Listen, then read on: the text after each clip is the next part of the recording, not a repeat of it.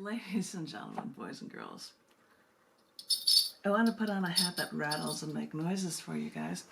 In honor of the Tom Woodruff monthly poetry open mic on the first Wednesdays every month called Community Poetry at Half Price Books in North Lamar in Austin, Texas, I thought I would share with you a few poems. I hope you enjoy them.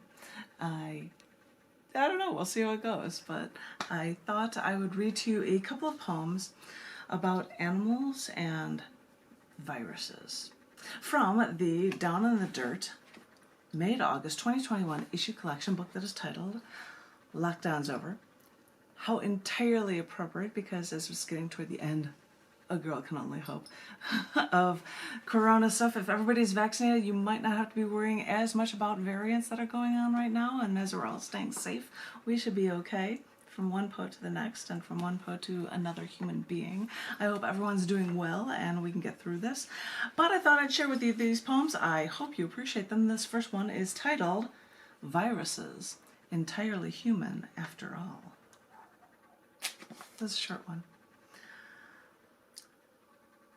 Viruses contributed to the building blocks during the evolution of the human species.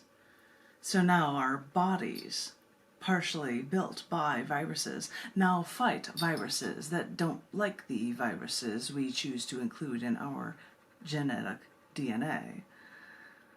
And humans are made of so many microbes, tiny foreign microbes, that over half of us humans aren't made of human cells. This is what consumes me when I think of the inhumane ways that the ones who loved me treated me, like my inadequate boyfriend breaking up with me right before I was to stand up at a wedding, or another strangling me because I wanted to go out on St. Patrick's Day. Tell me what is fair when I hear catcalls from strangers or feel stares from men as I walk down the street. This is why I must remember. Inhumane behavior may come from viruses within, but don't forget, those inhumane aren't entirely human after all. That was Viruses Entirely Human After All. I am going to read from you guys a few poems toward the end of this book, Lockdown's Over, Down in the Dirt issue collection book. And this first one I'm going to share with you is titled Our Society Glossed Over. Our society now is so superficial. We take our selfies from our phones to look our best, or else we get some photo buff to edit our image so we can look like we do not belong in this world. Soft edges, glossed over, so we look surreal, but superficial nonetheless. And that's when it struck me. And now, keep in mind that I really like architecture, both modern lines and classic architecture. I love the mirrored heights of skyscrapers. But a part of me likes, even in buildings from the past century, buildings containing ornate details, like they're some sort of homage to a classic civilization, and endeavored to now be a classic. And this made me wonder, because I really like classic, older architecture, but I also like what's modern.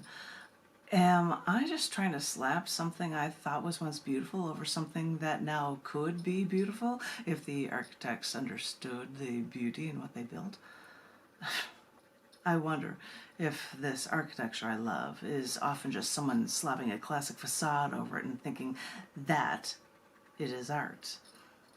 For at this point, it's not cutting edge. It's just what we do today, and I think it makes a difference. Okay, ladies and gentlemen, boys and girls, I think I'm going to give you 1, 2, maybe 3 animal-themed poems. I hope you enjoy them. This first one is titled One Lonesome Whale. There was actually a documentary about this lonesome whale that I watched recently. It was really cool. 52 Hertz, I think it's called. But anyway, it was worth the watch. if this is something that you get into. This is a poem titled One Lonesome Whale. After I heard the entire story of one lonesome whale in the Pacific, whose mating call was 52 hertz higher than what any other whale could hear. After I heard the entire story of naval researchers studying this sound for years and learning that only one whale made this mating call. After I heard the entire story, it pulled on my heartstrings, playing a melancholy melody that only I could hear, as I fear for this one lost whale. Never knowing the entire story, always feeling neglected, abandoned, and alone. So is this how some sad souls are bound to feel throughout their lives? Will I swim to the deepest depths of the Pacific just so I could find this one lonely creature, so we could be together, but alone, neither of us able to share our souls? Because after hearing the entire story, well, hearing the entire story may not make a difference to help the truly unique creatures with their truly unique noise, calling, hoping someone will hear.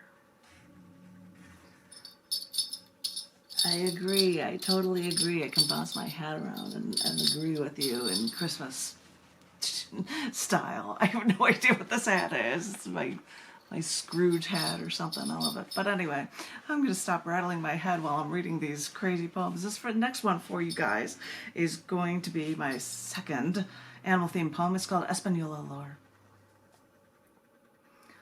While docked at Espanola Island, an Ecuadorian local explained that though they were once almost extinct, sea lions here now flourish. But along every beach like this, one rules, whom we call the beach master.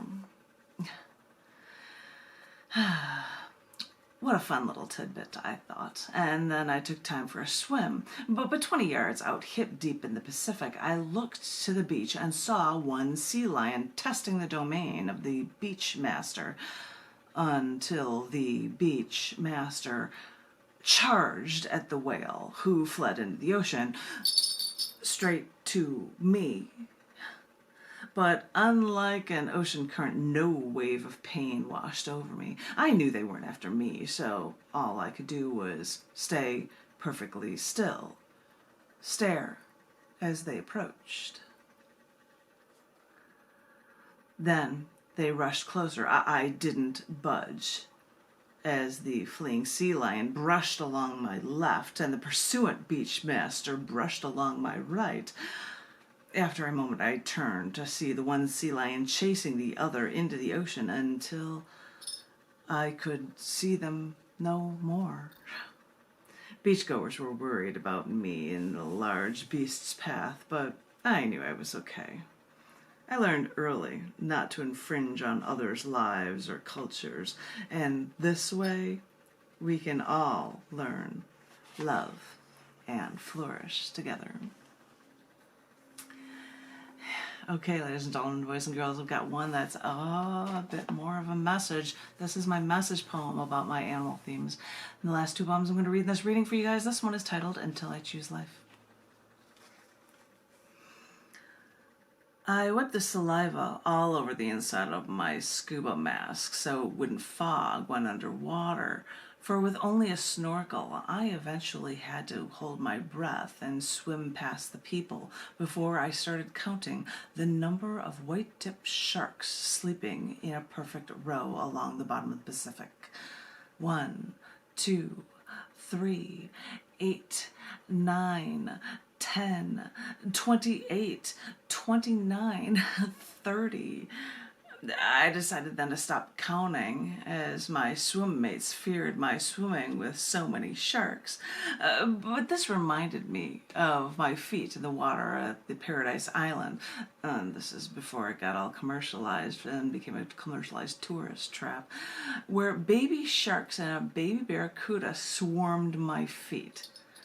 Sure, we took a photo, but that's nothing compared to this experience of love, to commune with something so few can begin to fathom. And with this love, I proudly choose life. I choose life for the orcas and the humpback whales, the chinstrap and gentoo penguins, cormorants, gulls, and terns, and even the elk seeming to sun himself. I choose life for the giant petrels, storm petrels, Nazca birds, finches, even the sea lions and the marine iguanas. I choose life for the deer who approach us as we slept in the grass under the stars. I choose life for the bison who passed me on the street and the buffalo segregated by an electric fence. I choose life for all of the mass-farmed animals mankind slaughters because they choose death and not life. I choose life because you think I fly in the face of death with the choices I make, but there's no death here. For with this knowledge of these animals, this is how I truly live. Okay, ladies and gentlemen, boys and girls, one short poem for you, and I'm going to be done with this reading of a section of poems from this book. You might get one more from this book out of me during this time in honor of this Tom Woodruff open mic. This is a short one that is titled Knowing That Instant. What does it feel like the instant before you die, when that bullet penetrates your skull? What do you feel? Everyone postulates about death, about that line we all balance on. But no one thinks of that instance we can't reflect. That instant that we can't share with the world. Because we're about to cross into what no one knows. This is what consumes me. That moment. What does it feel like? Not that anyone can tell me, because nobody knows. Ladies and gentlemen, that was a reading from the Down in the Dirt May to August 2021 issue collection book, Lockdown's Over. Yay! Maybe it's true. Variants be damned. We're all vaccinated. We should be able to get out and be safe and be cautious. It's amazing to see the world now and how we all walk and we all just inherently avoid people just so that we don't worry about getting each other's cooties or whatnot. But it's fascinating how this has changed our entire society. But hopefully we'll be getting back to normal very, very soon, and we'll be able to be creative with each other. In the meantime, I will share more poetry with you in these live and video readings very soon in honor of this open mic. You guys hang in there, and I look forward to talking to each and every one of you very, very soon. Thank you all very, very much. Thank you.